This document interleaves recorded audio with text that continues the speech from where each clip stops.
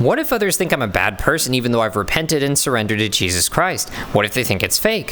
Who cares? If that's the question on your mind, then you're not repenting for the right reasons. Galatians chapter 1 verse 10.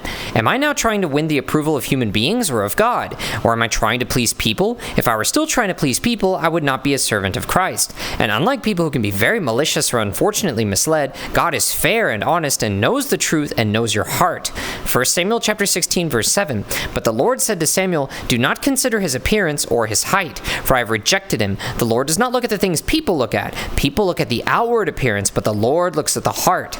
So while others can manipulate and fool on social media or just judge from the outward appearance, God looks at your heart and knows who you really are and what you really do. And he's ultimately the one who judges us, not man, so why should we care about what people think? Matthew chapter 10 verse 28. Do not be afraid of those who kill the body but cannot kill the soul. Rather be afraid of the one who can destroy both soul and body in hell. Not only that, but Jesus even warns us against doing good just to look good in front of others. Matthew chapter 6 verses 1 through 4.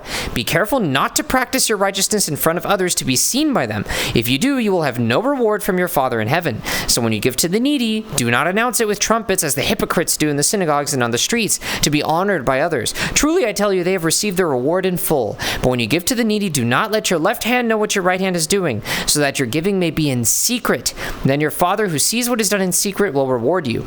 We should always be trying to do the right thing no matter what, but our motive should be to obey God, not to look good in front of others. Again, God knows our hearts. And what's better, looking good in front of those around you or being rewarded by your Father in heaven? Matthew chapter 6 verses 19 through 21. Do not store up for yourselves treasures on earth where moths and vermin destroy and where thieves break in and steal, but store up for yourselves treasures in heaven where moths and vermin do not destroy and where thieves do not break in and steal. For where your treasure is, there your heart will be also. And don't assume that just because you're doing what's right that you'll be liked by people. John the Baptist was beheaded and Jesus was crucified. If people want to hate your guts, they'll always find a reason to do so, even if they have to contradict themselves. No matter what you do, you will never satisfy them.